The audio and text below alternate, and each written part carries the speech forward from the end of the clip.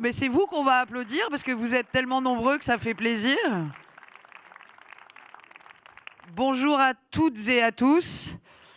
Pardon pour le léger retard dont nous ne sommes pas responsables. Mais pardon quand même. Sans transition, je vais me permettre de vous dire quelques mots de celles et ceux qui nous font le plaisir d'être à nos côtés aujourd'hui sur une question essentielle. Sommes-nous si divisés dans notre beau pays? Nous avons aujourd'hui le plaisir d'avoir des penseurs, en tout cas des gens qui, pour ma part, je trouve, nourrissent, éclairent le débat public. Ce qui rend leur présence d'autant plus intéressant, c'est qu'on n'est pas nécessairement d'accord, sur tout, voire parfois sur rien.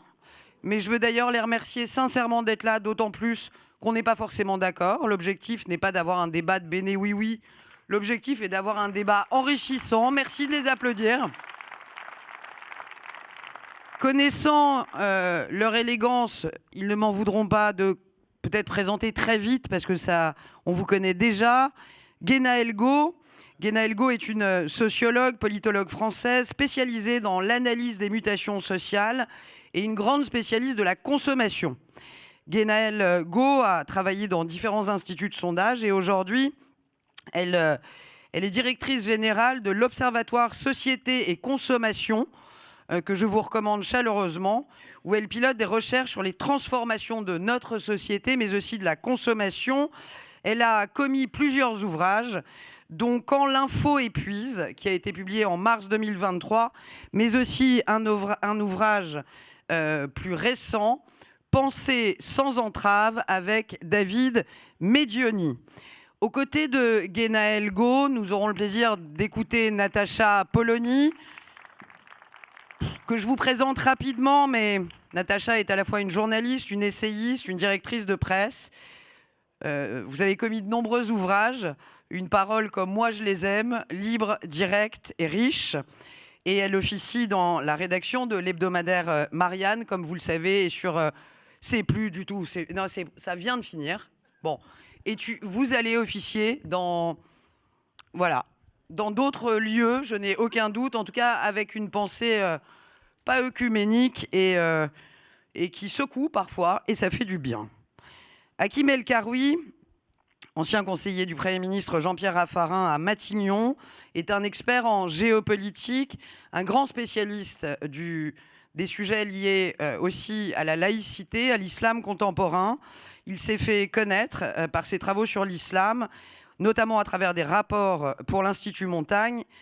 Il a aussi fondé un club passionnant, le club du 21e siècle, qui réfléchit, analyse toutes les fractures, mais aussi toutes les réussites de nos politiques publiques, notamment en matière de laïcité. Vous me pardonnerez, je ne peux pas faire état de tous vos parcours, mais voilà en quelques mots qui est Hakim El Karoui, qui nous fait le plaisir de sa présence. Et pour terminer, Pierre-Henri Tavoyot, philosophe français, grand spécialiste de la pensée politique et de l'éthique appliquée, maître de conférences à la Sorbonne. Vous présidez le collège de philosophie et vous intervenez très régulièrement dans le débat public. Vous avez rédigé de nombreux ouvrages, et notamment le très intéressant « Qui doit gouverner et comment gouverner un peuple roi », ouvrage que je vous recommande chaleureusement.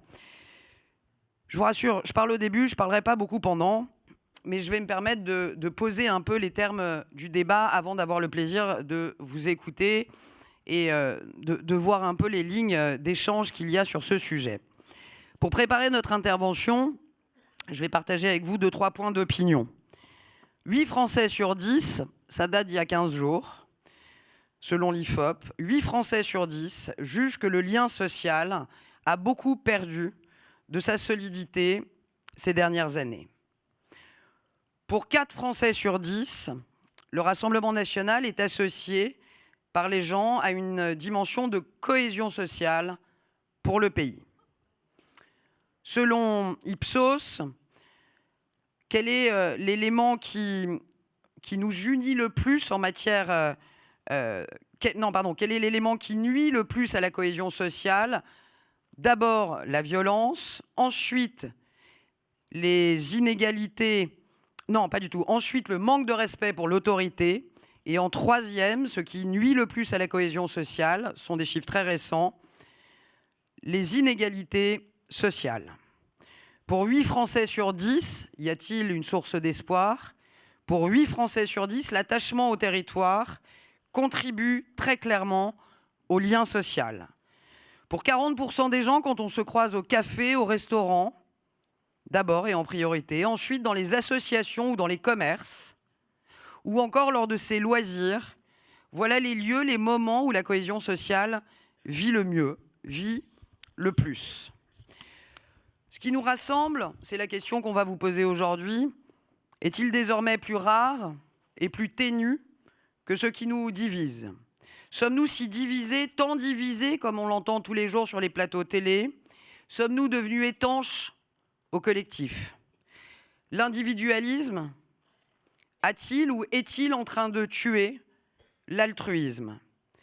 On nous parle depuis des années d'archipélisation, comme d'un processus inexorable de division de notre société. Qu'en est-il réellement? La France des zones commerciales n'a-t-elle vraiment plus rien à dire à la France du monde rural? Est-ce que nous ne surjouons pas nos différences? Est-ce que nous ne surjouons pas nos divergences? Est-ce qu'elles ne sont pas trop polarisées, politisées? Est-ce qu'aujourd'hui, on est vraiment autant divisé qu'on veut bien nous le dire? Est-ce que c'est vraiment ça, une France face à face? Les jeunes contre les plus vieux, les actifs contre les retraités, les laïcs contre les croyants, les femmes contre les hommes. Est-ce là le vrai tableau de la France? Ou est-ce un tableau qu'on veut nous dépeindre, parfois par intérêt aussi pour certaines forces politiques? J'ajouterai pour terminer cette introduction l'intrusion depuis 3 ans de la guerre à nos portes. Cette guerre, bien sûr, terrible, mais qui a su démontrer dans l'histoire, pas que contemporaine, qu'elle pouvait aussi être à certains moments un ferment de réunion nationale. Qu'en pensez-vous? Avec nous, je vous l'ai dit, on a de la chance aujourd'hui, autour de vos observations, de vos analyses, sans tabou et de grâce sans langue de bois. Je ne suis pas très inquiète. On va discuter autour de cette division ou pas de notre communauté nationale, de notre communauté politique, comme Natacha Polony aime à le dire, tout en ayant des avis divergents. Peut-être commencer par vous donner la parole, cher Guéna Elgo, sur cette émancipation individuelle que vous avez travaillée depuis des années, cette opinion que vous connaissez bien pour la travailler avec beaucoup de sérieux. L'émancipation individuelle a-t-elle tué le collectif? Je crois que vous avez aussi peut-être 2-3 éléments de sondage à partager avec nous. Et pensez-vous vraiment que nous sommes aujourd'hui, alors on entend souvent parler, notamment ici entre nous, d'assignation à résidence. Sommes-nous, selon vous, assignés à notre identité? Bonjour à tous, merci de l'invitation. Alors en effet, moi je suis plutôt de ceux qui pensent que l'on surjoue aujourd'hui nos différences, en tout cas que l'on construit, que l'on passe de différences au clivage et aux fractures un peu rapidement. Mais je pense que pour essayer de comprendre ce sujet et ce qui nous réunit aujourd'hui, en fait on peut difficilement le comprendre si on ne prend pas en compte une transformation très profonde et très silencieuse du lien social. Qui est séculaire mais qui s'est vraiment considérablement accéléré ces dernières décennies. Et cette transformation, c'est l'individualisation de la société. Et ça n'est pas l'individualisme, justement. Et il y a cette espèce de confusion qui est très dommageable. Qu'est-ce que c'est que l'individualisation? C'est effectivement, c'est-à-dire qu'on a eu toute cette période de progrès individuel et collectif et cette émancipation, alors progrès du niveau de vie, du niveau d'éducation, des technologies qui vont avec, etc. Et donc cette émancipation de l'individu qui s'arrache d'une certaine façon au collectif avec cette promesse, alors pas toujours tenue, et on y reviendra, c'est bien le sujet, mais avec cette promesse de s'émanciper individuellement. Je ne sais pas si qui d'entre vous a vu L'Auberge espagnole? Bon, alors vous avez la ref. Vous avez la ref. Oh, tu l'as vu? Oui, j'ai la ref. Comment? Oui, mais en fait, dans l'auberge espagnole, il y a une scène que je trouve assez parlante et que j'ai utilisée pour expliquer ce que c'était que l'individualisation à ma mère, qui n'est pas spécialement bercée dans les sciences politiques. Et en fait, il y a une scène, à un moment donné, donc Romain Duris, il est affalé sur le lit de sa copine, qui s'appelle Martine. Et donc elle a dans sa bibliothèque un Martine à la ferme. Et il prend le Martine à la ferme, et il commence à le feuilleter et dit oh là là, qu'est-ce que c'était bien avant.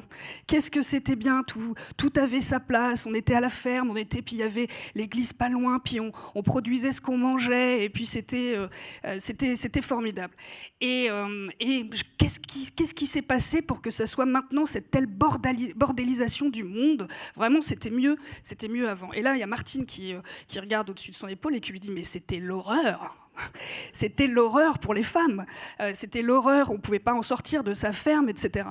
Et donc, je pense que c'est ça qui est en train de se jouer pour le faire vite, c'est-à-dire, et pour la petite histoire, quand j'en ai parlé à ma mère qui me dit tout le temps, c'est vachement bien ce que tu fais, mais j'y comprends pas grand-chose, mais ça a l'air super intéressant. Et l'autre jour, elle m'a rappelé, elle m'a dit, mais oui, mais j'y repensais, en fait, Martine à la ferme, c'est Rotaillot, en fait.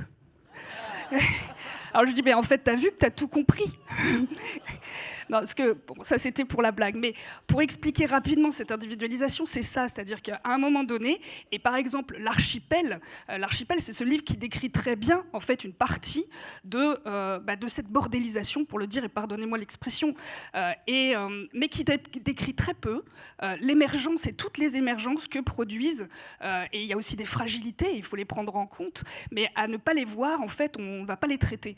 Donc effectivement, on a perdu une forme d'architecture collective, mais l'individu, justement, il faut repartir de l'individu. Et la difficulté, c'est que toutes les institutions, si on change de paradigme, les sous-paradigmes, c'est les institutions, c'est les partis politiques, c'est les dirigeants politiques, on a tous, en fait, on n'a pas été habitués à cette société finalement d'individus. Il y a ceux qui veulent effectivement revenir à un moment donné parce que chacun avait bien sa place, était protégé, et c'est vrai que ça produisait aussi ça, c'est-à-dire qu'à la fois c'était contraignant, mais on était protégé individuellement. On avait une place, c'était clair. C'était précis, et l'individu s'en trouvait situé. Et puis il y a ceux, et rassurés, effectivement, il y avait de la rassurance, de la reconnaissance presque automatique. Le libéralisme ou le néolibéralisme fait en sorte que cet individu, on le place souvent en compétition contre les uns et les autres, donc c'est compliqué. La gauche a beaucoup de mal avec cette société des individus parce qu'elle fonctionne sur les groupes, sur les collectifs, sur les syndicats, et donc en fait les forces politiques aujourd'hui ne savent plus faire. Et c'est pour ça que moi je pense qu'il y a beaucoup de différences dans nos études. Il y a beaucoup de différences sur les notes, mais très rapidement, on utilise même les outils qui sont les nôtres, par exemple les études et les sondages, pour construire ces différences en fractures. Parce qu'on ne sait pas comprendre, en fait, cette société des individus. Et je ne sais pas, après, je veux quand même faire circuler la parole, mais effectivement, on a fait un sondage auprès de 2000 Français, un échantillon représentatif de 2000 Français, et on leur a demandé qu'est-ce qui vous réunit et qu'est-ce qui vous divise. Commence par ce qui réunit. Alors, je ne vais même pas commencer par ça, en fait. J'ai fait une petite... Ouais, tu préfères la chute En fait, j'ai fait une petite expérience, c'est-à-dire qu'avant de poser ces deux questions, à la moitié de l'échantillon, j'ai demandé est-ce que les Français sont plutôt unis ou plutôt divisés, sur une échelle de 0 à 9, de sorte à leur permettre d'avoir tout un spectre de réponses. Et à l'autre partie de l'échantillon, j'ai posé la question après avoir posé la question qu'est-ce qui vous réunit, qu'est-ce qui vous divise, et avec un certain nombre, avec des listes assez exhaustives, enfin complètes en tout cas. Et en fait, ce qui est intéressant, c'est quand on pose la question de but en blanc, ce qui montre aussi à quel point, à force de parler de division, ça finit par générer de la division, en tout cas des perceptions et des représentations autocréatrices d'une certaine manière. Là, 67% des Français nous disaient qu'ils étaient divisés. Il y avait même un quart des Français qui se positionnaient en 9, c'est-à-dire les plus divisés. Et puis quand on passait les deux questions, à l'autre partie de l'échantillon, à qui on l'avait posé après, ça perdait 20 points. Parce qu'on avait fait l'état des lieux en fait, de ce qui divisait, de ce qui rassemblait. Et là, ça perdait 20 points. Et la position la plus extrême aussi passait de 24% à 12%. Donc on voit déjà, en fait, comment il y a une petite musique qui se crée. Et comme tu le disais, l'archipélisation comme quelque chose d'absolument inéluctable est assez dommageable pour le débat public. Après, qu'est-ce qui divise le plus ? Et là, on avait posé un certain nombre d'acteurs, en fait, et qu'est-ce qui arrive en premier? Mais largement en premier, les hommes politiques. Comment? Et les femmes. Le personnel politique. Juste devant les religions, les médias, les réseaux sociaux et les classes sociales ensuite. Et qu'est-ce qui rassemble le plus? En partie, tu l'as dit Olivia, hein, c'est le sport, la culture, les services publics, les grands moments difficiles, on l'a bien vu lors du Covid également. Et la gastronomie, pardon, bien sûr, la gastronomie. En un, la gastronomie, je crois. En deux, la gastronomie. En deux. Oh. Juste après le sport, mais je pense qu'il y a un petit effet JO, effectivement. Fort possible. Alors, merci pour ce panorama et accessoire. Enfin, c'est pas accessoire. Les chiffres que vient de partager Guéna Elgo avec vous sont des chiffres tout frais qui ont une semaine, hein, que tu as questionné la semaine passée. Peut-être enchaîner, Natacha, sur les propos que vient de tenir Guéna Elgo. Je sais, pour vous écouter, et d'ailleurs ça converge une partie de l'opinion de ce que je disais en introduction. Je vous rappelle, dans les études d'opinion que j'ai citées au démarrage, la violence, bien sûr, casse la cohésion sociale, mais très vite, en troisième item, sur une quinzaine, arrivent les inégalités sociales. On ne partage pas nécessairement le même avis, mais moi, le vôtre m'enrichit. Pour vous, la brutalisation sociale, les divisions économiques, les ruptures économiques sont aujourd'hui en train de briser pour partie la cohésion sociale, et j'aimerais bien qu'on ait le plaisir de vous entendre sur ce sujet. Merci beaucoup. Et merci de m'accueillir. En effet, quand je suis ici, j'ai en tête une image qui peut-être parlera à certains d'entre vous. Le congrès de fondation de l'UMP et un certain François Bayrou qui vient pour refuser d'intégrer l'UMP et qui a ces mots: si nous pensons tous la même chose, c'est que nous ne pensons rien. Eh bien, c'est un petit peu comme ça que j'ai envie de prendre la question de cette table ronde. Alors, faites gaffe, parce qu'on me dit dans l'oreillette que le Premier ministre est dans le coin. Donc, Alors, est-ce une déclaration d'amour au Premier ministre? C'est une déclaration à cette vision-là des choses. C'est-à-dire que si se poser la question « sommes-nous si divisés ?» est une façon d'espérer que la réponse va être « non, en fait, nous ne sommes pas si divisés que ça, donc tout va bien », ça me semble la pire des manières de prendre le problème. Pourquoi? Parce que la démocratie, c'est du conflit civilisé. Et qu'il n'y a rien de plus dangereux que d'essayer d'effacer le conflit et de considérer qu'après tout, grosso modo, nous avons tous vocation à penser la même chose et à partager les mêmes idées. En politique, je veux dire, quand j'emploie ce terme politique, je l'emploie au sens noble du terme, c'est-à-dire ce qui permet d'administrer ensemble la cité. En politique, il y a des arbitrages. C'est le fondement même de la politique. Il y a donc des choix à faire. Et vous les avez évoqués en introduction.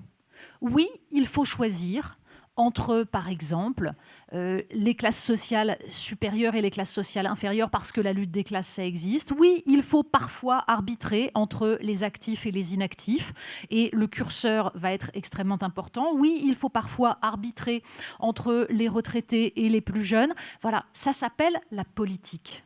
Et ça divise, en effet. Ça ne divise que si on oublie que nous appartenons à une communauté politique et que cette communauté politique a vocation justement à choisir, à délibérer et à choisir ensemble son destin. Ça s'appelle la République, la chose publique. Et si nous sommes divisés aujourd'hui, si nous voyons monter la violence, les tensions, les haines, la radicalité, si nous voyons aujourd'hui cette difficulté que nous ressentons tous à débattre de manière apaisée, sans qu'il y ait immédiatement des invectives, des insultes, voire des accusations de former une cinquième colonne, c'est parce que, petit à petit, les principes mêmes de la République, c'est-à-dire du fait de délibérer ensemble et de décider de notre destin, se sont affaiblis. Et il me semble que l'essentiel est donc de comprendre ce qui est venu affaiblir la République au point que nous ne puissions plus, justement, débattre démocratiquement. Mais il me semble que, par exemple, quand des gens manifestent pour avoir le droit de vivre de leur travail, même s'ils le font mal, même s'ils le font de façon éruptive, les qualifier de peste brune n'est pas la meilleure manière de poser un débat politique. Surtout quand le ministre de l'Intérieur qui les qualifie de peste brune, quelques années plus tard, monnaie son carnet d'adresses à une entreprise chinoise qui ruine encore un petit peu plus l'industrie textile européenne. Ça me semble un petit peu problématique. Je cite cet exemple légèrement polémique pour rappeler qu'il y a en effet des choix qui sont corrélés. La question est de savoir quel système nous validons et ce que ce système économique fait à la République. Parce que défendre, par exemple, le principe de laïcité comme un principe fondateur de la République, c'est formidable et c'est essentiel. À ceci près qu'il faut rappeler ce que c'est que ce principe de laïcité qui nous permet de ne pas nous diviser, d'accepter que nous soyons tous dans l'espace public en tant que citoyens et pas avec nos différences, que nous ne venions pas porter nos différences en étendard pour marquer que nous n'appartenons pas au même monde. La laïcité, c'est le contraire de ça. Donc c'est ce qui permet que nous tenions ensemble. Mais la laïcité implique de défendre cet espace dans lequel nous sommes tous des citoyens, dans lequel nous allons tous délibérer en commun, de le défendre contre contre les intérêts privés qui essayent de se l'approprier. C'est vrai des religions, mais c'est vrai aussi des intérêts financiers. Tout cela est un tout. C'est-à-dire que cette République dont je parle, ce n'est pas simplement une organisation comme les autres de la démocratie. C'est une façon de concevoir ce qu'est une communauté politique. Et une communauté politique, ça repose sur l'idée d'un peuple qui n'est pas uniforme, c'est-à-dire que nous ne pensons pas tous la même chose, nous n'avons pas tous les mêmes intérêts. Mais ce peuple est une entité à la fois culturelle et historique. Et c'est la transmission de cette mémoire commune à ceux qui peuvent la porter par leur histoire et par leurs parents et à ceux qui viennent d'ailleurs. C'est la transmission de cette histoire commune qui, petit à petit, forme cette communauté et fait que nous allons accepter le principe majoritaire. Parce qu'il est là l'essentiel. Sur quoi ça repose, la démocratie? Sur l'acceptation du fait que nous pouvons être minoritaires. Et pour accepter que nous pouvons être minoritaires, il faut avoir dans l'idée que sur chaque délibération, nous allons peut-être à un moment donné être majoritaires et à d'autres moments minoritaires. Si s'installe petit à petit l'idée que quoi qu'il arrive, on sera toujours du côté de la minorité, là, ça crée du ressentiment. Et là, ça crée de la radicalité. Pour que cela ne s'installe pas, il faut mettre en œuvre un système qui permet à chaque fois que le vote, les décisions politiques, la souveraineté populaire puissent s'exprimer. La question qui se pose est donc, est-ce que là, aujourd'hui, la souveraineté populaire s'exprime de façon apaisée? Je pense que depuis plusieurs décennies, la réponse est non. Pourquoi? Eh bien parce que un système économique s'est peu à peu mis en place qui a détruit cela. Parce qu'il avait intérêt à le détruire, ça s'appelle la dérégulation, ça s'appelle la division mondiale du travail, ça s'appelle le néolibéralisme qui est le contraire du véritable libéralisme et qui est une façon petit à petit de contourner la démocratie pour faire quoi?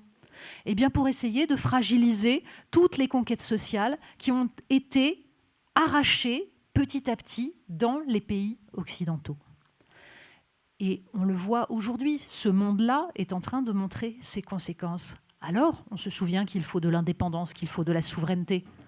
Mais pendant toutes ces années où on considérait que tout ça était absolument formidable, eh bien, on a contourné le vote des citoyens qui, petit à petit, essayaient de dire « Mais attendez, on n'est pas d'accord avec ce système, on n'en veut pas ». La question de cette souveraineté petit à petit bafouée est indissociable des radicalités qui petit à petit se font jour. Si les gens ont l'impression que le le pacte républicain ne fonctionne pas. C'est-à-dire qu'ils sont assignés à résidence, le mérite n'est pas reconnu, ils ne peuvent pas vivre de leur travail. Alors, ils ne croient plus en le vote, ils ne croient plus en la République. Et là, vous voyez monter les insurrections. C'est pour ça que je vais reciter une deuxième fois François Bayrou. Figurez-vous, oui, quand vous avez un Premier ministre qui, sur le perron de Matignon, au moment où il devient Premier ministre, fait son discours. Souvenez-vous de ce qu'il a dit, François Bayrou. Il a dit « La promesse la plus importante de 2017 n'a pas été tenue. C'était celle de refuser les assignations à résidence, de refuser le déterminisme social. » Je pense en effet que la promesse républicaine, c'est celle-là, et que c'est elle qui évite les divisions que nous voyons aujourd'hui et la violence que nous voyons aujourd'hui. Merci et merci.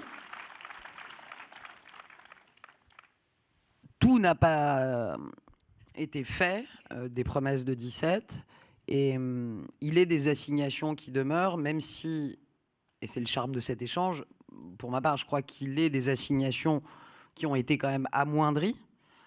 Pas toutes, pas suffisamment, pas bon.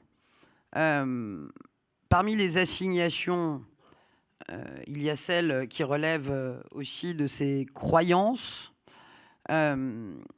Hakim El Karoui, d'abord je vous recommande, je ne l'ai pas dit en intro, donc je vais le dire maintenant, mais je vous recommande de tout mon cœur personnellement, donc ce n'est pas la députée qui parle, c'est vraiment personnel, de lire la dystopie qu'a commise Hakim El Karoui, Marine Le Pen présidente, avec 3 autres collègues, Thierry Puech et Guillaume D'Annunzio. C'est remarquablement écrit, intelligent, éclairant. Vraiment, lisez-le, ça se dévore. Hakim, ces assignations, vous les étudiez depuis des années. Lorsqu'on a échangé avant, sans vous enfermer d'ailleurs dans le sujet de la laïcité, bien au-delà, lorsqu'on a préparé cet échange, je vais dire des mots que vous avez eus qui m'ont marqué. On a échangé sur la montée des populismes, ces populismes dont vous dites qu'ils divisent et qu'ils ciblent volontairement différents publics. Ils divisent eux contre nous, précisant que eux, ce sont les élites contre nous, eux, ce sont les étrangers aussi. Et vous avez, à l'endroit de la laïcité, eu ou plus largement des politiques publiques d'intégration, une expression que j'ai trouvée particulièrement intéressante quand on parlait en introduction de « est-ce qu'il n'y a pas des différences qu'on surjoue ?» Vous parlez des échecs criants et des succès silencieux des politiques publiques d'intégration, en ajoutant « la société est-elle devenue ?» En tout cas, c'est une question à laquelle vous travaillez, une sorte de collection d'individus. Moi, j'aimerais bien qu'on vous entende aussi à la suite des propos de Natacha, et bien au-delà de votre spécialité, mais c'est vrai que c'est toujours éclairant de vous entendre sur ces enjeux de laïcité notamment. Merci. Alors moi, je réagis à ce que vous disiez sur la division. Effectivement, il y a un grand récit aujourd'hui, qui n'est plus un grand récit national, qui est le grand récit des fractures. Les fractures, elles sont à la fois mondiales, on le voit aujourd'hui, elles sont européennes, et puis elles sont, c'est nouveau maintenant, guerrières, et puis elles sont nationales. Et ce qu'on raconte depuis 10, 15, 20 ans, c'est à quel point ces fractures sont en train de s'approfondir. D'une certaine manière, Emmanuel Macron y est venu en 2017 avec un discours complètement opposé. Il consistait à dire moi je vais réduire les fractures. Et je vais réduire les fractures en réconciliant la droite et la gauche, en prenant le meilleur de l'un et de l'autre, en laissant le pire de l'un et de l'autre, et puis en essayant d'imposer un bloc central. Moi, je suis assez d'accord avec Natacha quand elle dit que le bloc central, ce n'est pas le meilleur endroit pour organiser le dialogue, le débat, surtout quand on dit en fait, c'est moi ou le chaos. Aujourd'hui, on est presque 10 ans après, un peu moins, 8 ans après. Il y a bientôt une échéance présidentielle. Il y a un petit peu de chaos dans la société, y compris pas très loin d'ici, dans le 7e arrondissement. Et je crois que 2 ans avant, il faut précisément refonder les termes qui vont permettre de débattre avec eux, et puis possiblement entre nous.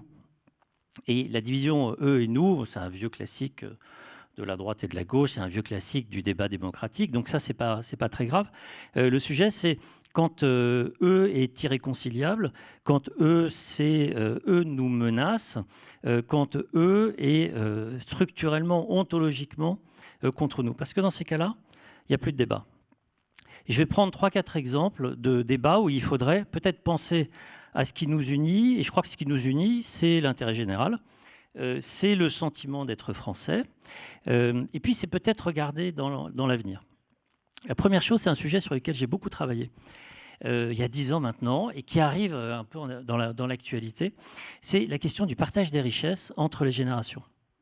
Tu disais, il ne faut pas diviser les actifs et les retraités. C'est vrai. Le problème, c'est que la réalité fait qu'il y a une division aujourd'hui extraordinairement profonde entre les actifs et les retraités. On ne va pas les appeler retraités, on va plutôt parler de classe d'âge, les baby-boomers. Quand on regarde la répartition des richesses depuis 20 ans, en général, le moment où on est le plus riche dans une vie, où une classe d'âge est la plus riche dans une vie, c'est entre 55 et 60 ans. Et puis depuis 20 ans, ce qu'on voit, c'est que ce n'est pas entre 55 et 60 ans, c'était 55-60 ans, puis c'est devenu 60-65, et puis 65-70, et puis maintenant on arrive à 70-75. Pourquoi ? Parce qu'on a fait des réformes des retraites fondées sur l'effort des actifs, payer plus de cotisations, travailler plus longtemps, et puis on a toujours dit il faut sanctuariser le niveau des pensions. Résultat, on travaille plus, on gagne plus, pas seulement avec la pension, les revenus immobiliers, les revenus mobiliers. On gagne plus aujourd'hui en ne travaillant pas plutôt qu'en travaillant. On parle des revenus du travail. Pourquoi est-ce que les revenus du travail sont si faibles aujourd'hui ? Parce que la France est le pays du monde où les prélèvements sociaux et fiscaux sont les plus importants. La France est le seul pays du monde avec l'Italie où les retraités ont un niveau de vie qui est supérieur à celui des actifs, où la valeur du patrimoine a explosé pour une bonne partie d'entre eux, notamment ceux qui habitent dans les grandes métropoles, et où, en même temps, aucun effort n'a été demandé. Donc, dans la répartition du travail et du capital, quand on taxe l'héritage à 8%, quand on taxe les retraites à 16%, c'est Antoine Fouché qui a fait un excellent bouquin là-dessus, quand on taxe les dividendes à 32% et quand on taxe le travail à 46 ou 47%, en fait, il y a un truc qui ne marche pas, il y a des gens qui hurlent. Donc ça, c'est le premier sujet. Je pense que c'est un sujet majeur pour la prochaine échéance présidentielle. Deuxième sujet, on parlait de la laïcité. Après, ça me réveille des souvenirs. Pour ma part, je pense que c'est un des grands sujets des années, pas des décennies, des années qui viennent. Toujours passionnant à discuter en table ronde, en plateau, etc.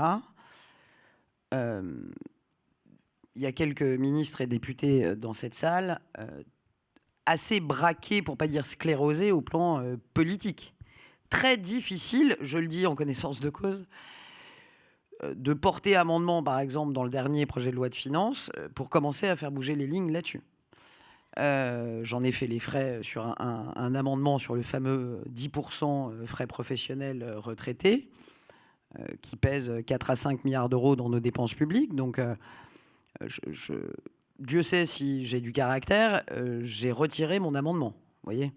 Donc, c'est intéressant parce que voilà un sujet dont on ne fera pas l'économie, qui est au cœur de nos divisions sociales, mais qu'il est encore résolument difficile d'aborder au plan politique, même quand on est un peu courageux. Donc, c'est intéressant d'entendre et aussi de se dire qu'il va à un moment falloir, avec lucidité, qu'on s'attelle au sujet. Je donne un dernier chiffre. Les actifs français, donc les gens qui travaillent, ils payent chaque année 100 milliards de plus que les actifs allemands, toutes choses égales par ailleurs, pour financer les retraites. Donc c'est un problème de justice, c'est aussi un problème de compétitivité, un problème colossal. Alors effectivement, le niveau de participation des retraités est plus important, enfin dans l'organisation politique, est plus important que le reste de la population, notamment beaucoup plus important que les jeunes. Et donc, c'est normal que les représentants, les élus, soient... Ah, si c'est normal, c'est ça la vraie Non, mais question. c'est mécanique, soient interpellés sur ce sujet-là. Mais c'est là où je dis qu'il faut qu'on pense à l'intérêt général. Il y a quelque chose qui nous dépasse. C'est que la solidarité privée à l'intérieur de la famille, en fait, c'est un tiers des flux de solidarité par rapport à la solidarité publique qui est organisée par l'État. Et donc ça ne marche plus. Et je pense que si on doit retenir quelque chose des Gilets jaunes, c'est peut-être pas la violence, même si la violence était là, c'est cette idée du travail, mais le travail, s'il ne paie plus, il y a des bonnes raisons. Et on a un problème d'égalité, de bon niveau, disons, de transfert. Et j'avais calculé aussi, pour qu'il n'y ait pas de doute sur à qui profitent les transferts, j'avais fait un calcul pour l'Institut Montaigne, j'avais regardé comment circule l'argent de la protection sociale. Où est-ce qu'il est produit, où est-ce qu'il est dépensé? Alors le premier département, c'était évidemment Paris. Paris, les Hauts-de-Seine, les Yvelines. 9e département contributeur au financement de la protection sociale, la Seine-Saint-Denis. Département le plus pauvre, le plus jeune, là où il y a plus d'immigrés de France. Premier receveur, la Nièvre et le Var. Pourquoi? Parce que ce sont les départements où le pourcentage de retraités est le plus important. La protection sociale, les 2 tiers de la protection sociale vont vers les plus de 60 ans, les pensions et les 60% de la santé. Bon, c'est des données factuelles. Alors, juste pour te répondre sur comment on fait quand on est politique, je pense qu'en fait, il faut en parler, pas de la solution, du diagnostic. Parce que je crois que en fait, personne ne connaît cette réalité-là. On vit avec l'idée d'il y a 40 ans, de la veuve de Carpentras, de la difficulté des pensions de réversion. On vit avec l'idée que les retraités sont beaucoup plus pauvres que le reste de la population. Juste un dernier chiffre. Taux de pauvreté des retraités, 7-8%. Taux de pauvreté, la moyenne nationale, 14-15%. Taux de pauvreté d'une famille avec 2 ou 3 enfants, 22%. Donc la pauvreté a changé d'âge. Le travail ne paie plus. On a un très beau débat politique. Ça tombe bien, c'est celui sur lequel Je peux juste on ajouter a. Oui, un mais je chiffre. voudrais que. Oui, bien sûr, mais fasse c'était juste un tourner, chiffre pour aller dans ce sens. Le sondage Ipsos de la semaine dernière sur le lien social présente un chiffre qui m'a quand même frappé. La phrase était « Est-ce qu'on en fait trop peu pour les jeunes, les immigrés, etc. » Eh bien, ce qui arrivait en tête, c'était les retraités. On en fait trop peu pour les retraités. C'est-à-dire qu'on est resté dans l'idée, en effet, que c'est la catégorie la plus fragile.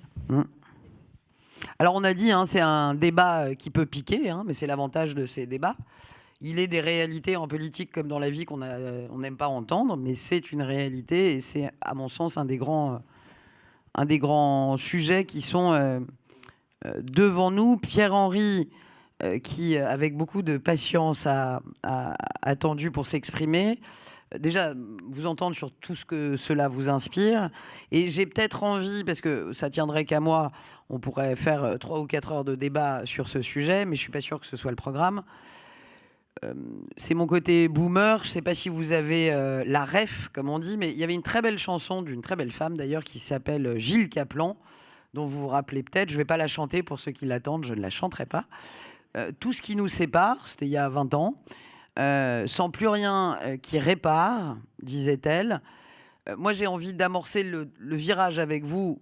Bien sûr, tout ce qui nous sépare, on vient d'en voir quelques exemples. Mais j'ai aussi envie de vous entendre avec la sagesse du philosophe sur ce qu'Hakim El-Karoui a commencé à évoquer. Qu'est-ce qui nous rassemble et qu'est-ce qui répare aussi nos divisions? C'est intéressant de dire qu'on y reviendra avec Guénaël. Les mots, la façon de dire les choses est peut-être une des voies de salut.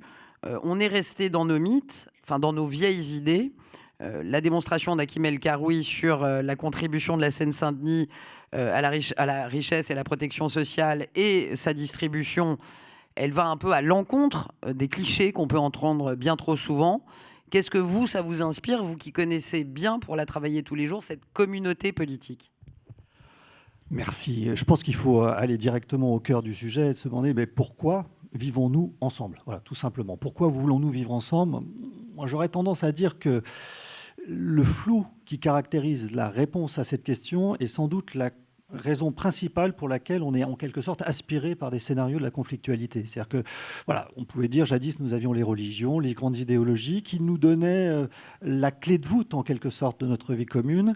Et aujourd'hui, tout ça est devenu confus. Donc on est aspiré, si vous voulez, par des scénarios, qui nous permettent d'expliquer le monde. Et un de ces bons scénarios d'explication du monde, c'est que nous sommes en guerre. Voilà. Il y a les gentils d'un côté, en général c'est nous, il y a les méchants de l'autre.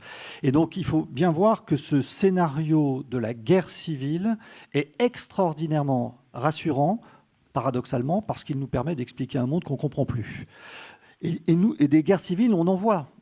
Beaucoup, voilà, il y a la lutte des classes, c'est un peu vintage, il y a la guerre des générations qui se dessine un petit peu là, il y a la guerre des sexes qui est là, il y a la guerre des civilisations à droite, il y a la guerre des races qui est aussi, on croyait que c'était dépassé, mais ça revient aussi en force.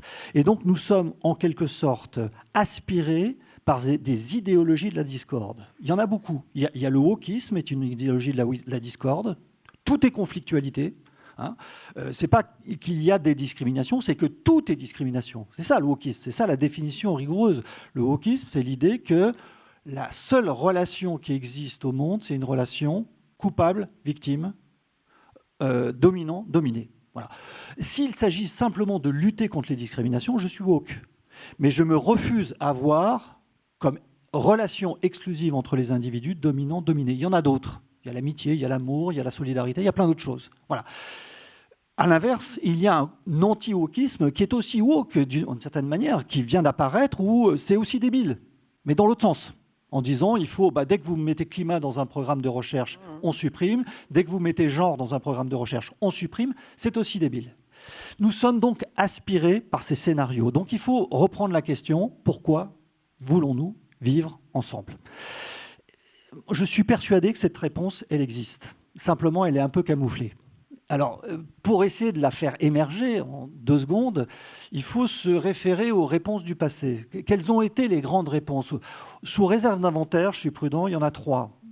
Dans les sociétés traditionnelles, la raison pour laquelle on doit vivre ensemble, c'est par fidélité au passé. Une société traditionnelle, ce n'est pas une société qui est abrutie, c'est une société qui considère qu'on a eu jadis des grands ancêtres. Ils nous ont tout donné, nos lois, nos valeurs, nos normes. Et la seule chose qu'on a à faire dans la vie, c'est d'hériter, de répéter et d'imiter. Voilà. Surtout de ne pas innover. Vous voyez, on est très très loin de cette... voilà. Surtout de ne pas innover. C'est pour ça que dans ces sociétés-là, c'est formidable de vieillir. Parce que quand on est vieux, on se rapproche de la source du sens. Voilà. On voit le contraste avec les sociétés contemporaines. Deuxième réponse, qui consiste à dire qu'il y a plus fondamental que le passé. C'est l'ordre des choses. Dans l'ordre des choses, il y a un haut, il y a un bas, il y a une gauche, il y a une droite. Essayez de vous en souvenir. Il y a un centre et une périphérie. Il y a un ordre du monde. Et le but de la communauté politique, c'est d'imiter cet ordre du monde. Ça paraît sympathique comme ça, à ceci près que s'il y a un haut, il y a un bas, ça veut dire qu'il y a une hiérarchie. Voilà. Et ça veut dire que dans une société politique, il faut imiter la hiérarchie. C'est la logique de la naissance qui détermine l'ordre. Il faut respecter, être conforme. Et on s'étonne aujourd'hui que les sociétés hiérarchiques, qui nous paraissent totalement scandaleuses aujourd'hui, aient été si peu contestées par le passé. Mais pourquoi elles ont été peu contestées ? Parce qu'on considérait jadis que la hiérarchie, ce n'était pas l'oppression, c'était l'ordre des choses. Et qu'il fallait respecter l'ordre des choses. Deuxième réponse. Troisième réponse, qui nous sera plus familière, la clé de voûte de la vie politique, c'est l'accès collectif au divin. Voilà, il faut se sauver. Et que l'État a pour mission d'assurer le salut individuel. C'est les sociétés religieuses. Il faut bien voir que ces 3 réponses qui ont été formidablement puissantes par le passé, qui constituaient une réponse absolument évidente et incontestée à la vie politique, se sont effondrées. Ce n'est pas en mai 68, c'est bien avant, c'est aux alentours de la Renaissance, où le monde traditionnel est contesté, c'est la querelle des anciens et des modernes, où l'ordre du monde devient flou, Galilée, Kepler, Copernic, voilà, il n'y a plus de centre, il n'y a plus de périphérie, il n'y a plus de haut, il n'y a plus de bas, et où, en effet, la théologie est toujours présente, la société. Mais on s'aperçoit que les religions qui sont censées unir, non seulement divisent, mais sont les principaux fauteurs de troubles et de guerres. Donc, à partir de là, il faut trouver une autre clé de voûte. Alors on l'attend toujours et certains disent, voilà, cette clé de voûte, on l'attend qui tombe du ciel. Une clé de voûte, ça tombe jamais du ciel. Voilà, on l'a vu il n'y a pas très longtemps à Notre-Dame, en général, quand ça tombe du ciel, c'est vraiment fâcheux. Une clé de voûte ne tient que parce que les piliers sont solides. Elle vient d'en bas. Voilà. Eh bien, c'est ce travail que nous avons à faire. Quel est-il ? Au moment de la Renaissance, la condition de base de la vie commune, ce n'est pas un ordre politique parfait, c'est à minima de créer la paix. Parce que le pire en politique, c'est la guerre civile. Donc, à minima, nous devons créer la paix. Même si l'État est un peu injuste, même si l'État est violent, au moins, il assure la paix. Première condition. Deuxième condition, une fois qu'on a la paix, il faut pouvoir vouloir. Il faut pouvoir vouloir la paix. Et pour ça, c'est la liberté. Donc, paix et liberté. On pourrait dire qu'on les a. Voilà. On pourrait dire qu'on les a, et donc que ces deux piliers-là sont solides. Simplement, il nous manque un petit truc. Alors souvent, aujourd'hui, on se dit, mais oui, on est dans des sociétés matérialistes, il nous faudrait un petit peu de transcendance. Voilà. D'où la tentation de revenir à un petit peu de religion. Voilà. Mais bon, la religion, bon, elle tombe pas, si je puis dire, elle tombe pas du ciel, ou plus exactement, elle tombe de plusieurs ciels en même temps. Donc voilà, on est obligé de constater le pluralisme religieux. Qu'est-ce qui nous fait tenir ensemble ? Pourquoi vivons-nous ensemble ? Pourquoi vivons-nous dans des sociétés absurdes qui sont des sociétés d'individus ? Là où il y a de la société, il n'y a pas d'individus. Là où il y a des individus, il n'y a pas de la société. Et comme ça paraît impossible. Sauf si, et voilà ma réponse, je pense même, je suis un peu prétentieux, notre réponse. Une société d'individus, c'est une société qui fabrique des individus. Ça, on sait faire. Mais à condition que ces individus fabriquent de la société. Voilà la formule d'une société d'individus. C'est-à-dire fabriquer des individus qui fabriquent de la société. On maîtrise bien, par rapport aux sociétés traditionnelles, le trajet aller. Ça s'appelle la démocratie. On maîtrise un tout petit peu moins bien, et c'est ça le chantier d'aujourd'hui, mais c'est un chantier très enthousiasmant, le chantier républicain. Faire du collectif, fabriquer du lien social. C'est ça, la clé de voûte de notre société. Et cet individu qui est fabriqué par la société, qui doit fabriquer de la société, il a un nom qu'on oublie. Ça s'appelle un adulte. Un adulte. Voilà. Un adulte, c'est-à-dire quelqu'un... On n'est pas adulte tout seul. Je ne suis pas adulte tout seul. Il y a des gens qui m'ont aidé. Mais plus profondément, si on posait la question ici dans cette salle... À quel âge, si vous vous considérez comme des adultes, hein, à quel âge vous êtes-vous senti adulte ? Il est très probable que la réponse principale, j'allais dire, c'est le moment, entre guillemets, au sens très large, de la parentalité. Ça ne veut pas dire que tous les adultes sont parents, ni que tous les parents sont adultes. Hein. Soyons clairs. Mais c'est le moment où, à un moment donné, dans notre existence, on se décentre. On sort de soi, on ne s'enferme pas dans une identité, on sort de soi. Pourquoi est-ce que c'est ce moment-là ? Parce que c'est au moment où on fait grandir les autres qu'on devient soi-même grand. Un adulte, c'est quelqu'un qui a... que certains ont aidé à grandir, mais surtout, c'est quelqu'un qui aide les autres à grandir. Eh bien, la clé de voûte de notre société aujourd'hui, la réponse... Voulons-nous vivre encore ensemble ? C'est oui, très simplement pour grandir et pour faire grandir. Une fois qu'on a ça en tête, vraiment cette clé de voûte, j'allais dire spirituelle, profonde de notre vie commune, vous allez voir que tous ces scénarios de la guerre civile vont petit à petit se dégonfler. Vous allez voir que toutes les énergies vont se mobiliser et vous allez voir qu'on va enfin redevenir fiers et de notre pays et de notre civilisation démocratique, qui est la seule dans toute l'histoire de l'humanité, dont le message a été 1. Tous les humains sont grands. 2. Tous les humains peuvent grandir. Et 3. Nous pouvons grandir ensemble. Donc il y a du boulot. Merci.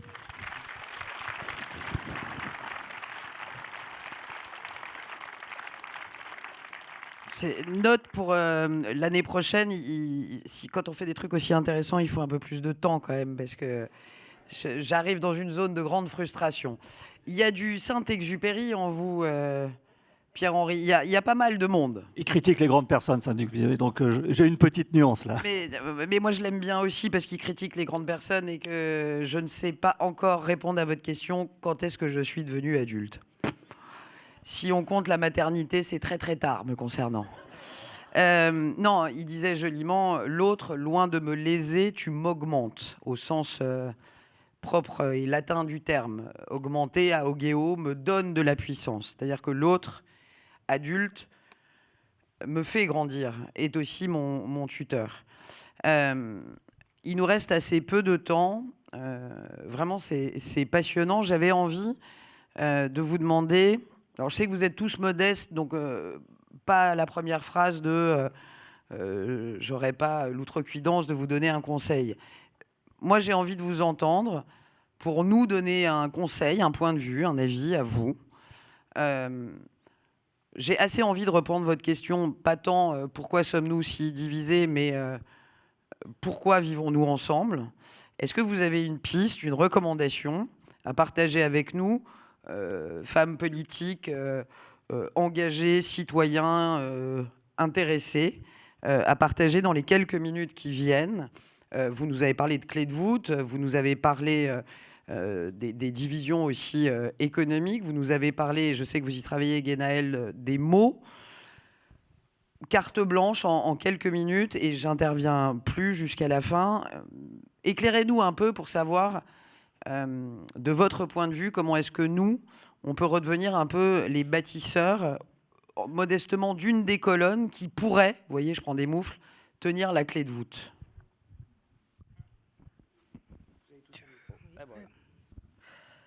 Moi, j'étais très ravie parce que en fait, vous êtes reparti de cette société des individus, celle qui, justement, qu'on ne sait pas très bien prendre, et de ce que je disais au départ, c'est-à-dire qu'on confond individualisation et individualisme, ce qui fait que du coup, on porte un jugement moral sur les Français. Et moi, si j'avais un conseil, parce que moi, mon job, c'est de les observer au quotidien et à hauteur d'homme, donc d'observer leur mode de vie, c'est justement de faire grâce aux Français, c'est-à-dire que et de se dire aussi qu'on ne les traite pas de la même façon quand on les traite en adultes que quand on les traite en enfants. Et effectivement, là, il y a des polarisations. On entend beaucoup de choses dans le débat politico-médiatique, où je reprends souvent ça parce que dans nos études, même les sujets les plus sensibles, en effet, on va avoir une frange de la population très très pour, une frange de la population très très contre, et la majeure partie des Français se trouve au milieu, en train d'essayer de réfléchir, et puis ils ne voient pas du tout justement leurs questionnements, leurs différences portées aussi dans le débat public, et ils disparaissent. Moi, c'est la plus grande inquiétude que j'ai aujourd'hui, c'est que les Français sont en train de se retirer. C'est-à-dire, on parle beaucoup des électeurs du Rassemblement national, on parle moins de tous ceux qui sont bien plus nombreux en termes de millions, regardez chaque élection, qui sont qui s'abstiennent en fait, et ils s'abstiennent aussi de plus en plus du débat public. Et ça, il faut les regarder, parce que c'est 16 millions lors de la dernière élection législative dont on a dit que la participation était extraordinaire. Donc là, il y a quelque chose qui est en train de se passer, et faire grâce aux Français.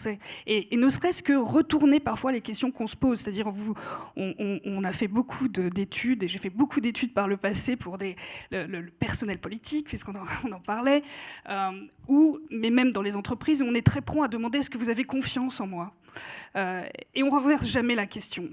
Et nous, on l'a fait une fois à l'Obsoco, c'est-à-dire, ok, mais est-ce que vous avez l'impression que les politiques vous font confiance? Est-ce que vous avez l'impression que les chefs d'entreprise vous font confiance? Et la réponse est pire. C'est-à-dire, et là, c'est là où on revient aussi sur les mots, c'est-à-dire que en créant aussi un débat public où la métaphore de la guerre est partout, on ne peut pas générer de la confiance. C'est-à-dire, on a regardé dans les contributions, tous les mercredis, les questions à l'Assemblée nationale, on a regardé en fait les discours à l'Assemblée nationale et les questions en fait du mercredi. 10% de ces échanges sont des échanges qui comprennent en fait la métaphore de la guerre. Lutte, bataille, bouclier, machin, enfin, arsenal législatif. Enfin, vous faites attention et vous verrez, en fait, tout est guerre. Si vous avez l'individu qui est cerné par des tas de guerres, la confiance, c'est reconnaître sa vulnérabilité et la remettre dans les mains d'autrui. Si un individu est cerné par des tas de guerres, il ne fera jamais ça, puisqu'il est toujours en opposition. Donc, Voilà, je pense que moi, mon message, c'est celui-là, c'est faire confiance aux Français. Il y a aussi une épaisseur de la société qui n'est pas... Justement, ils sont prêts, en fait. On le voit, ils sont beaucoup plus ouverts aussi que c'était le cas il y a quelques années. Donc, leur faire confiance, me semble. Et c'est d'ailleurs, en 2017, ce message de la confiance faite aux Français, ce message de « je vais le faire avec vous », qui avait aussi beaucoup marqué les Français, même s'ils l'ont vécu après très différemment.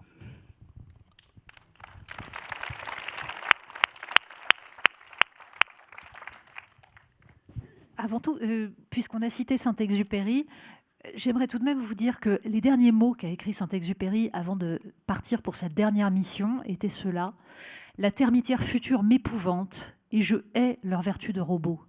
Moi, j'étais fait pour être jardinier. » Voilà, je pense qu'il faudrait méditer cette question-là. Simplement, pour reprendre ce que disait Pierre-Henri, la question de l'articulation entre société et individu, c'est exactement la raison pour laquelle je parlais du côté de cette bombe à fragmentation qu'a été la dérégulation néolibérale. Margaret Thatcher disait, et ce n'est pas un hasard, « La société, ça n'existe pas, je ne connais que des individus. » Parce qu'en fait, justement, cette dérégulation avait pour but de détruire ce qui soude les individus entre eux. Nous ne sommes pas simplement ensemble parce que le hasard a voulu que nous naissions sur le même territoire. Oui, il y a un hasard géographique. Mais derrière cela, il y a une vérité historique et culturelle qui aboutit à créer justement à partir d'individus un peuple. Et ce peuple a une histoire. Et il se trouve que, je suis d'accord, Pierre-Henri, la civilisation européenne a apporté quelque chose au reste de l'humanité qui est cette certaine conception de la liberté, de la dignité humaine, des rapports notamment entre hommes et femmes, et que la France a eu une façon particulière d'exercer cette vision du monde à travers un moment extraordinaire, 1789, et l'invention du peuple souverain. C'est un oxymore total, le peuple souverain. Tout à coup, apparaît cette idée qu'on peut s'organiser en tant qu'êtres humains, en dehors de toute transcendance, au nom d'un idéal qui est justement celui de la liberté humaine, celui de cette conception de la dignité humaine. Et c'est pour ça que quand tu disais quand tu faisais l'éloge de l'adulte, je suis entièrement d'accord.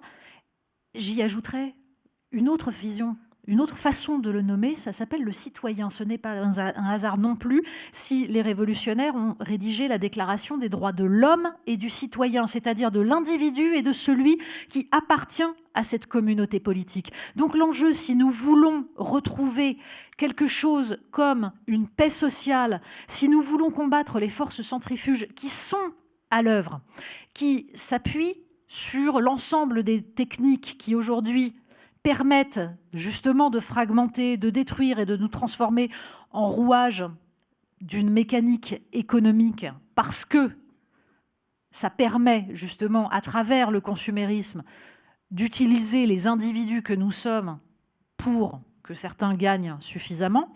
Si nous voulons retrouver la capacité à nous organiser ensemble et à débattre démocratiquement, il faut recréer cette sphère publique républicaine, c'est-à-dire cette façon de nous organiser et d'accepter le débat démocratique.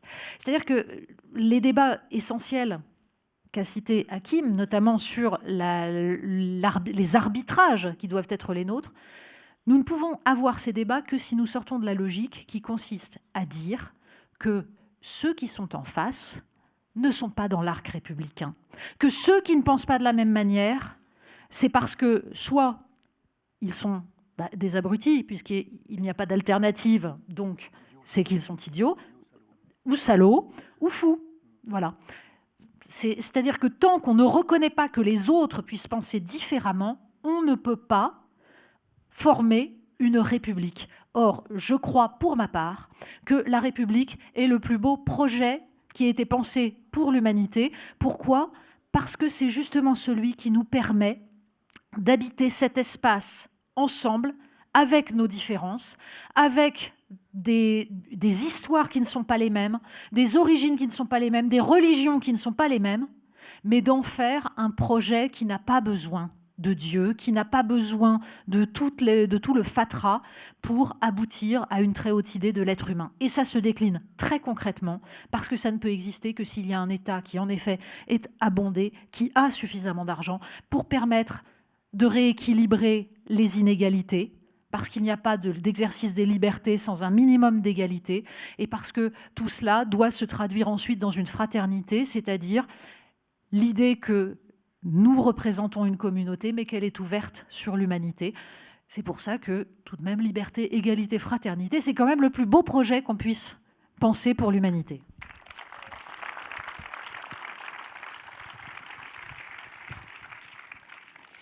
Moi, je vais vous faire part d'une initiative, d'un témoignage. Ça s'appelle Parlons France. Et le sujet, c'est qu'est-ce qui nous unit, éventuellement, qu'est-ce qui nous désunit. Vous savez qu'il y a une vieille question sur l'identité nationale. Il y avait eu un débat lancé par Nicolas Sarkozy il y a 17, 18, 19 ans maintenant. Le Premier ministre, on parle de lui tout le temps, a dit qu'il fallait le refaire. Et nous, c'est le Club 21e siècle, on s'est dit c'est un débat très important. Et c'est un très beau débat. Parce que qu'est-ce que c'est qu'être français, franchement ? Je ne sais pas s'il y a plus beau débat. Après, il y a vraiment deux façons de le faire. Il y a une façon de le faire qui va exclure, et puis il y a une façon de faire qui va inclure. Exclure, c'est en faire un sujet de dissertation. Expliquez-nous ce que c'est qu'être français. Très rapidement, ça devient expliquez-nous qui n'est pas français. Et puis, il y a une autre façon de faire, c'est ce qu'on a essayé de faire, consiste à dire, et ça rejoint le sujet de la société des individus. La France, c'est vous. Eh ben, expliquez-nous comment quelle est votre relation à la France, parce que l'ensemble de ces témoignages, l'ensemble de ces individus dessinent le portrait de la France. Et c'est vous qui faites la France. Alors, vous vous inscrivez dans, De Gaulle disait, un vieux legs de souvenirs. Les siècles vous appellent, mais aussi, et c'est ça le plus important à mon avis, la France vit. Elle vit parce qu'elle est faite de la vitalité des citoyens, elle est faite de la vitalité de ceux qui la rejoignent, elle est faite de la vitalité de ses passions, elle est faite de ce qui est uni et de ce qui désunit, mais elle nous dépasse. Et c'est ça qu'on essaye de faire en collectant, en recueillant des témoignages, pour ensuite dire, ben voilà, c'est par en bas, en fait, qu'on construit la nation, et c'est l'ensemble de ces témoignages qui fait aujourd'hui le vrai récit national. Merci à Hakim. Je suis obligé d'enchaîner parce que arrive le grand débat après et j'ai déjà largement dépassé. Mais je prends ma responsabilité. The floor is yours, Pierre-Henri, avant que j'ai un mot de conclusion. Mais alors, une proposition, là aussi, très précise, très concrète. Donc, à la Sorbonne au Moyen-Âge, pour passer le bac, on avait une pratique qui s'appelait la disputatio. Il y avait deux candidats qui venaient, on donnait le même sujet, on tirait au sort qui devait plaider pour et qui devait plaider contre. Voilà. À l'issue de la joute oratoire, il y avait un gagnant et un perdant. Le gagnant avait son bac, le perdant ne l'avait pas. C'était 50% de réussite au bac. Voilà. Alors, n'allons pas jusqu'à cette extrémité, mais juste pour indiquer que c'est une bonne pratique et une hygiène de débat. Vous voyez, d'organiser le fait qu'on puisse, sur des positions extrêmement tranchées, par tirage au sort, être obligé de plaider contre soi-même. Vous voyez, si on organisait un débat ici entre Hakim et moi sur, par exemple, la guerre des générations. Moi, je pense qu'il n'y a pas de guerre des générations. Hakim pense qu'il y a une guerre des générations. Hein. Et ben, voilà, on serait obligé de plaider à l'envers. Donc, j'évoquerai les arguments d'Hakim El Karaoui sur la question du clivage intergénérationnel. Lui, il serait obligé de prendre mes positions. Et puis après, on verrait l'intérêt. C'est un exercice intelligent pour les députés, ça. Oui, ça oblige à penser contre soi-même. Voilà, c'est une expression très importante. Et à partir du moment où on pense contre soi-même, d'abord, c'est un jeu, c'est très agréable à faire. Il y a une côté ça désamorce le conflit parce qu'on s'aperçoit que l'autre position n'est pas débile et donc ça calme beaucoup. C'est aussi ludique. Et après, ça permet, ça ne veut pas dire, et ça vraiment c'est un point que Natacha a évoqué, on n'est pas obligé d'être d'accord à la fin. Mais on aura compris les motifs et les arguments profonds du désaccord. Donc voilà. instaurons ça peut-être dans ce genre, à la radio, à la télévision, demander à Zemmour de défendre, d'être opposé à l'immigration et à Mélenchon d'y être, enfin l'inverse d'ailleurs. C'est ça, c'est plutôt l'inverse. Bon, on ne sait plus voilà, trop, mais... amusez-vous à ça, et franchement, ça devient Natacha, extrêmement intéressant. faut que vous fassiez ça, vous seriez parfaite pour faire ça, vous. Et moi, je faisais faire ça à mes élèves et mes étudiants quand j'étais prof. Il faut qu'on vous entende faire ça, et c'est vrai que ce serait un exercice auquel on ferait bien de se prêter. Ce qu'il y a de certain, c'est que, en tout cas, je parle pour moi, on sort plus riche de cette heure avec vous qu'on ne l'était avant. Je veux vraiment vous remercier chaleureusement, parce que c'était pas un débat avec des mots compliqués et des concepts fumants. C'était un débat de haute tenue, mais très incarné et concret. Et chacune et chacun avec son identité, ses opinions, ses convictions, voire parfois ses certitudes. On a quand même réussi à dresser un panorama de la situation sur ces divisions, mais plutôt pour reprendre le retournement qu'a opéré Pierre-Henri sur ce pourquoi nous sommes ensemble. Je veux, au nom de Renaissance, vous remercier de vous être prêté au jeu, en plus un dimanche de printemps, où il fait très beau. Donc merci d'être venu ici à Saint-Denis. Merci surtout de nous avoir dit ce que vous pensiez, dans le respect de nos différences, de nos divergences et parfois de nos points communs. Merci à vous quatre.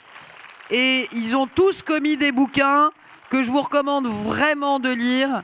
D'abord parce qu'ils sont accessibles, parce qu'il y a des gens qui écrivent beaucoup de livres auxquels on ne comprend rien, ce qui n'est pas leur cas, et qu'ils sont extrêmement enrichissants dans chacun des domaines. Donc n'hésitez pas, il y a beaucoup de ponts en mai et bientôt, semble-t-il, des vacances de Pâques et d'été.